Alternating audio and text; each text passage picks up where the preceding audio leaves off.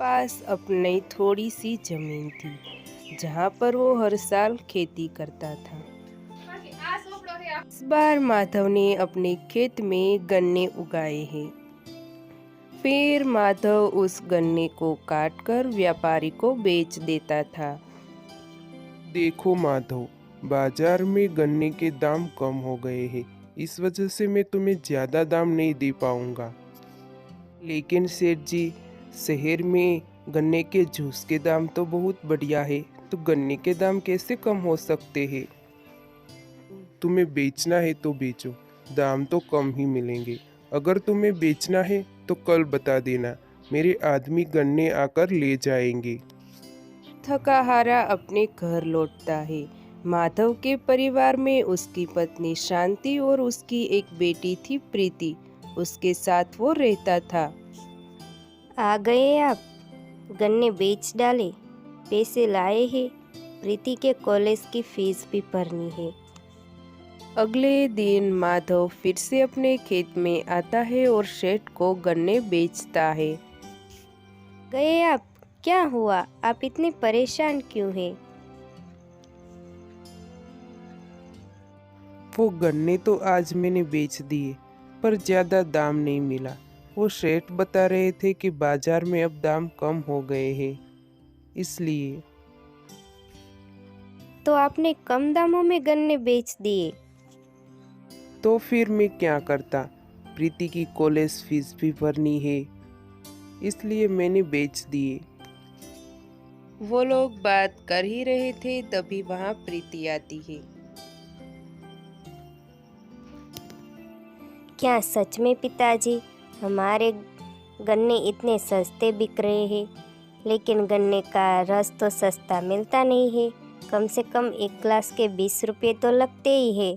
तो फिर हमारे गन्ने इतने सस्ते में क्यों बिक रहे हैं? क्या करे बेटी, हम लोग किसान हैं, कुछ भी नहीं कर सकते हैं। हम भी कर सकते हैं।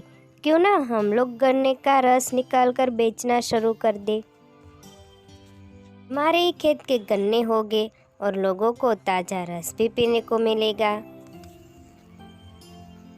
तो ठीक है, लेकिन उसके लिए हमें मशीन खरीदनी पड़ेगी। उसके पैसे कहाँ से आएंगे? अभी जो मैं पैसे लाया हूँ, उसको तो तेरी कॉलेज की फीस भरनी है। मैंने कुछ पैसे बचा के रखे थे प्रीति की शादी के लिए, लेकिन अभी इसकी ज़रूरत आपको है, इसलिए इस पैसों से आप मशीन खरीद लाइए। वो सब तो ठीक है, लेकिन बाजार में हमें सबसे पहले जगह भी तो देखनी पड़ेगी ना। हम हमारा स्टॉल कहाँ पे रखेंगे? पिताजी, जहाँ पर लोगों की ज़्यादा भीड़ हो वहाँ। आप मेरे कॉलेज के पास ही रख दीजिए, क्योंकि वहाँ ज़्यादा भीड़ होती है। और वैसे भी कॉलेज ख़त्म होने के बाद मैं भी आपकी मदद करने के लिए आ जाऊँगी।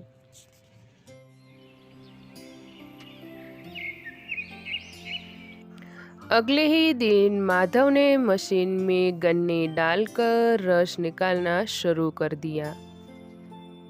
तभी दो आदमी उसके पास आते हैं। वो दोनों जैसे ही रस पीते हैं, उसे बहुत ही अच्छा लगता है। दोनों पैसे देकर वहाँ से चले जाते हैं। माधव पैसे को देखकर बहुत खुश होता है।